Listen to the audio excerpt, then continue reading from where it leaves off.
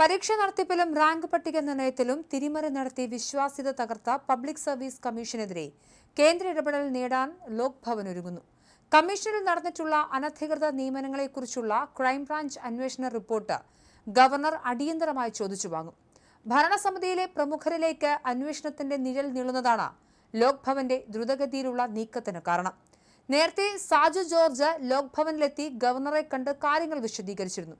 ഇതിന് പിന്നാലെ പോലീസ് മേധാവി രവാഡ ചന്ദ്രശേഖറും ലോക് ഭവനിൽ നേരിട്ടെത്തി കേസിന്റെ നിലവിലെ പുരോഗതി ഗവർണറെ ധരിപ്പിച്ചു.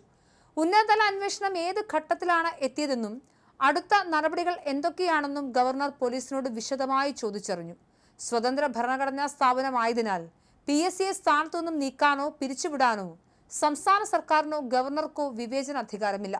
ഈ വിഷയത്തിൽ നിയമപരമായി അന്തിമ തീരുമാനമെടുക്കേണ്ട പൂർണ്ണ അധികാരം രാജ്യത്തിന്റെ രാഷ്ട്രപതിയിൽ മാത്രമാണ് നിക്ഷിപ്തമായിരിക്കുന്നത്.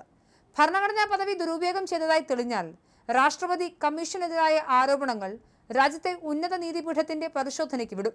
സുപ്രീം കോടതി നടത്തുന്ന സമഗ്ര അന്വേഷണത്തിന് ശേഷം നൽകുന്ന റിപ്പോർട്ടിന്റെ അടിസ്ഥാനത്തിലാകും ഈ വിഷയത്തിൽ തുടർ നടപടികൾ ഉണ്ടാകുന്നത്. ഉന്നത നീതിപീഠത്തിന്റെ അന്വേഷണത്തിൽ ക്രമക്കേട് തെളിയുകയും പുറത്താക്കാൻ ശുപാർശ വരികയും ചെയ്താൽ മാത്രമേ രാഷ്ട്രപതിക്ക് ഇവരെ സ്ഥാനത്തുനിന്നും നീക്കാനാകൂ.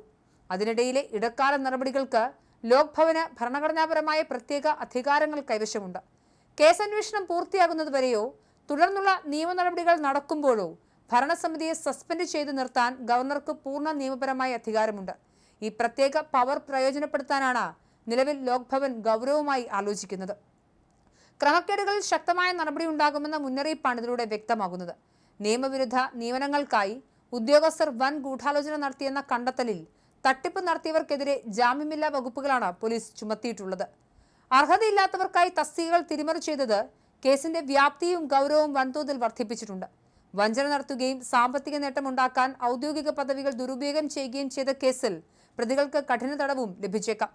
താഴെത്തട്ടുള്ള ജീവനക്കാരെ കൂടാതെ അഭിമുഖ ബോർഡിലുണ്ടായിരുന്ന PSC ചെയർമാനും 2 അംഗങ്ങളും കേസിൽപ്പെടാൻ വലിയ സാധ്യതയുമുണ്ട്. നിയമനങ്ങളുടെ ആകെ മേൽനോട്ട ചുമതലയുള്ളതിനാൽ കമ്മീഷന്റെ തലവനെ നേരിട്ട് ചോദ്യം ചെയ്യാൻ ക്രൈംബ്രാഞ്ച് നീക്കം നടത്തുന്നുമുണ്ട്. അന്വേഷണ സംഘം തെളിവുകൾ ശേഖരിച്ച് ചെയർമാനെയും അംഗങ്ങളെയും അറസ്റ്റ് ചെയ്യുന്ന ഘട്ടത്തിലേക്ക് കാര്യങ്ങൾ എത്തിയാൽ ലോക് ഭവൻ ഉടൻ സസ്പെൻഷൻ ഉത്തരവിറക്കും. ഈ വൻ അഴിമതിയുടെ ഭാരം കേവലം താഴെത്തട്ടിലുള്ള ജീവനക്കാരിൽ മാത്രം ഒതുങ്ങി നിൽക്കില്ലെന്ന് ലോക് ഭവൻ കരുതുന്നു. ബോർഡിലെ മുഴുവൻ അംഗങ്ങൾക്കും ഇതിൽ കൂട്ടായ ഉത്തരവാദിത്തമുണ്ടെന്നാണ് ഗവർണറുടെ ഉറച്ച നിലപാട്. അതുകൊണ്ട് തന്നെ വ്യക്തിഗത നടപടികൾക്ക് പകരം കമ്മീഷനെ ഒന്നാകെ സസ്പെൻഡ് ചെയ്യുന്ന കടുത്ത തീരുമാനത്തിലേക്ക് കാര്യങ്ങൾ നീങ്ങിയേക്കാം. സംഭവം സംസ്ഥാനത്ത് വൻ രാഷ്ട്രീയ കൊടുങ്കാറ്റായി മാറിയതോടെ കമ്മീഷൻ അധ്യക്ഷൻ ഡോക്ടർ MR ബൈജുവിന് പോലീസ് വൻ സുരക്ഷ ഏർപ്പെടുത്തിയിട്ടുണ്ട്. പ്രതിഷേധങ്ങളും അക്രമസാധ്യതയും ഉണ്ടെന്ന ഇന്റലിജൻസ് മുന്നറിയിപ്പുകളെ തുടർന്നാണ് സുരക്ഷ ശക്തമാക്കാൻ ആഭ്യന്തര വകുപ്പ് തീരുമാനിച്ചത്. ചെയർമാന്റെ ജീവന് ഭീഷണിയുള്ളതിനാൽ പോലീസിന്റെ കാവൽ വർദ്ധിപ്പിച്ചിട്ടുണ്ട്.